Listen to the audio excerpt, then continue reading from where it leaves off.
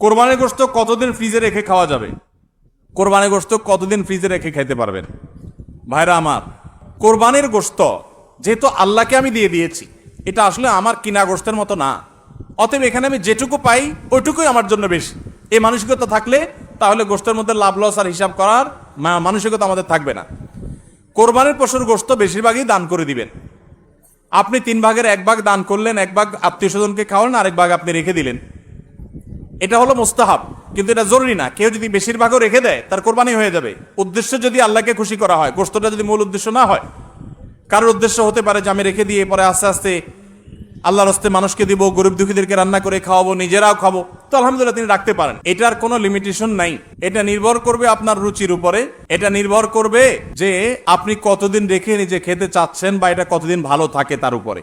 অনেকে খুব বেশি দিন গোশত ফ্রিজে রেখে, মাছ ফ্রিজে রেখে খেতে পছন্দ করেন না। এটা কোনো লিমিটেশন নাই যে কোরবানি গোশত এতদিনে বেশি রাখা যায় না, এমন কোনো কথা নাই।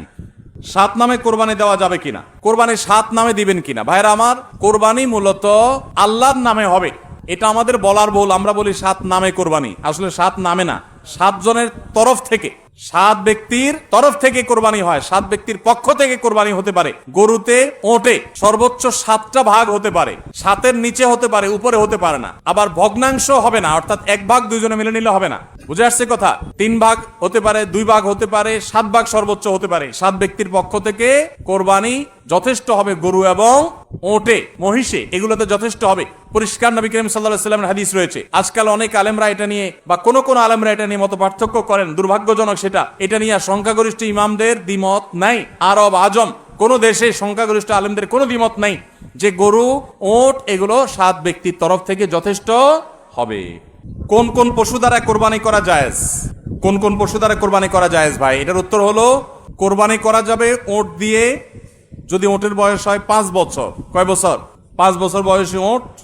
আর গরু দিয়ে কোরবানি করা যাবে, মহিষ দিয়েও করা যাবে যদি গরু মহিষের বয়স হয় 2 বছর। আর ছাগল দিয়ে, ভেড়া এবং দুম্বা দিয়ে কোরবানি করা যাবে যদি এগুলোর বয়স হয় 1 বছর। তাহলে 3 ক্যাটাগরির পশু, ওট আর গরু মহিষ এবং ছাগল, ভেড়া, দুম্বা, এই 3 ক্যাটাগরির পশু দিয়ে কোরবানি করা জায়েজ আছে। এবং এছাড়া অন্যান্য যেগুলো আছে, বন্য জন্তু অথবা অন্যান্য হালাল পশু, হাঁস, মোরগ, এগুলা কোনোটা দিয়ে কোরবানি করা জায়েজ নাই। কোরবানি শুধুমাত্র এটা দিয়ে কোরবানি করা জায়েজ আছে, 3 ক্যাটাগরির পশু। আমার বাবা একজন ব্যবসায়ী, তিনি ব্যবসায় হারাম করেন। আমি ঠান্ডা মাথায় অনেক করে বুঝিয়েছি, এর কারণে আমাকে দোকান থেকে বের করে দিয়েছেন। এখন এই ব্যবসার টাকা কি আমি খেতে পারবো? আমার জন্য কি হারাম হবে? পুরো ব্যবসাটা যদি হারাম হয় এবং হারামের উপরে দাঁড়ায় থাকে, তাহলে আপনি নিজে যেহেতু দোকানদারি করতেছেন, তার মানে নিজে কিছু করতে পারবেন, তাহলে আপনার জন্য জায়েজ নাই। আপনি প্রাপ্তবয়স্ক হলে আপনার বিকল্প উপার্জনের পথ আপনাকে খুঁজে বের করতে হবে। আপনি টিউশনি করে হোক, অন্য জায়গায় চাকরি করে হোক, নিজের হালাল উপার্জন করবেন। হারাম, সম্পূর্ণ হারাম হলে সেটার উপর নির্ভর করতে পারেন না। হ্যাঁ, 2-1টা আইটেম হারাম আছে, ম্যাক্সিমাম হালাল, এরকম যদি হয় তাহলে সেক্ষেত্রে আপনার জন্য এটা সম্পূর্ণ হারাম হবে না। কিন্তু বাবাকে হারাম থেকে ফেরাতে পারছেন না, পরিপূর্ণ হারাম, তাহলে নিজে বিকল্প উপার্জনের পথ খুঁজে বের করবেন।